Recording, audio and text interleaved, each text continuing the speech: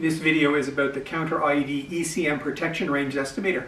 Someone online asked a really good question, and the question reads, apologies if I missed it, but how do you evaluate the ECM protection level without knowing the ERP and position of the real-world trigger transmitter?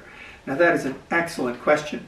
I've made several videos about this, but that talk about bits and pieces of it, like the warning zone, how to calculate that and what it means, my definition of it, and a rant about the reception or lack thereof of the idea of making the ECM protection bubble visible in quotation marks. And I've built one of these things and tested it, and it works as expected. The accuracy is neighborhood under controlled conditions of about plus or minus a meter or so. But I never have explained how it works. So here's how it works. Okay, now it occurs to me that maybe the best thing to do here is just to blurt out how the protection range estimator device works, and then anybody who's interested could watch a 16-minute video that goes into some detail about, exactly how things get done. So essentially, the protection range estimator device is like a microcontroller. It takes inputs, processes them, and produces an output. And in this case, the output is an estimate of the range at which the ECM effectiveness starts to become unreliable. That's the output. Now, the PRE, protection range estimation problem, I view it as a two-part problem. Part one is the actual calculation of the statistical probability density function for where the ECM effectiveness transition is in real time under combat conditions. And the second part is like input conditioning. So if we just talk about the first part, the estimation of the protection range, the software produces populations very fast, produces populations of hundreds or thousands of imagined IED attack scenarios where all the parameters needed to calculate the transition range, which we can calculate. All those parameters have error bars on them. They're bounded. And so we're going to use those parameters with their error bounds and a propagation model to calculate the transition range. We're going to do that from very many runs, and each run is like a candidate attack scenario, and buried in there, in that population of 1,000 runs, is the actual attack scenario that is happening on the day. And we just don't know which one it is. So we're going to use calculate all those, take all those transition ranges, and build a probability density function. That's for the transition region. And then we determine or calculate the depth or range depth of the probability density function that encompasses, let's say, 95% of its area. And that gives us the width of the warning zone, or the protection warning zone, the transition region, with 95% confidence.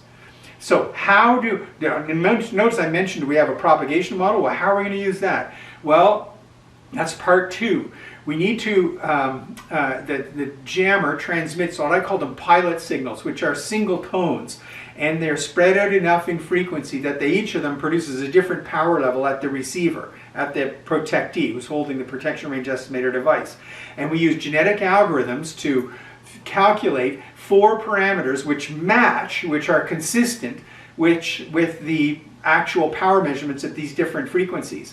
And the 4 things we want to know is the distance, the range between the jammer antenna and the protection range estimator device, the height of the protection range or the jammer antenna above the ground, the height of the protection range estimator antenna above the ground, and the gain of either antenna relative to the other one. And for the time being, that's enough to determine those.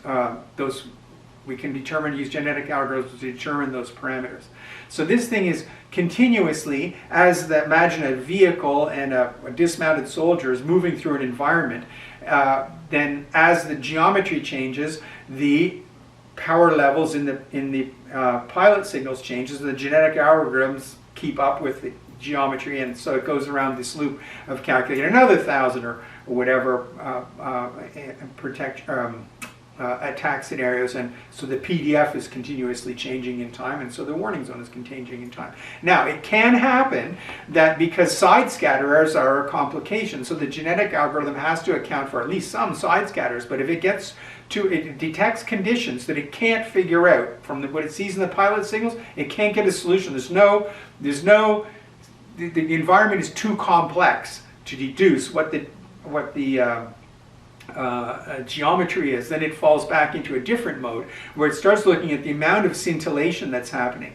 And the more scintillation you have, so for example, if you were in a building where you're probably never going to figure out where all the scatterers are, then what the device tells is that you're in a dangerous area because you do or you don't have enough, if you don't have enough headroom in the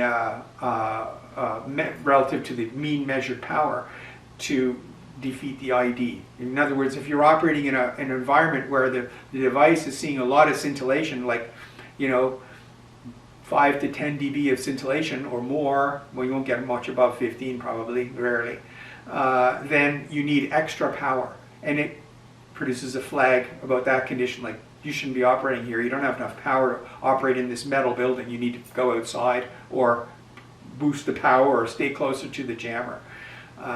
So in a nutshell, that's how it works. It's this furious, continuous calculating machine that's doing two things at the same time. And the output is yellow. Green lights, it says you're as protected as we can make you.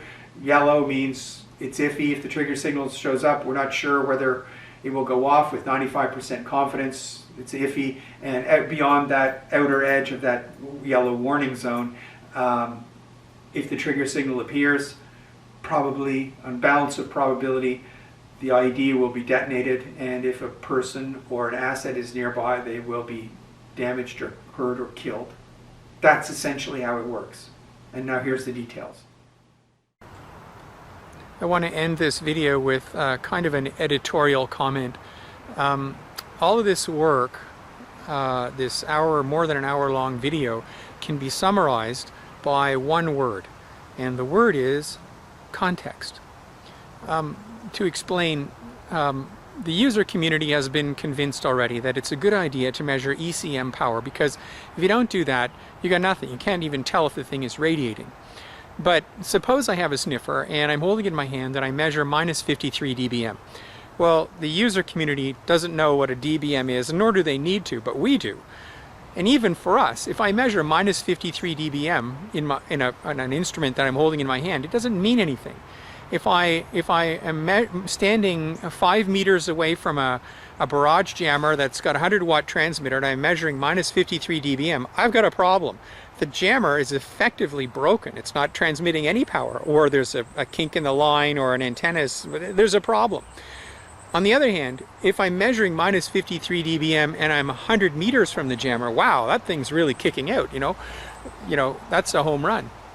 So the context is important. First of all, to interpret a power measurement in terms of the environment and our own equipment, but also we need to lens this through the threat. You know, we can answer the question, if I had the thread in my hand right now and I measured minus 53 dBm, am I safe? Would it go off? Would the bomb go off? And we can answer this question.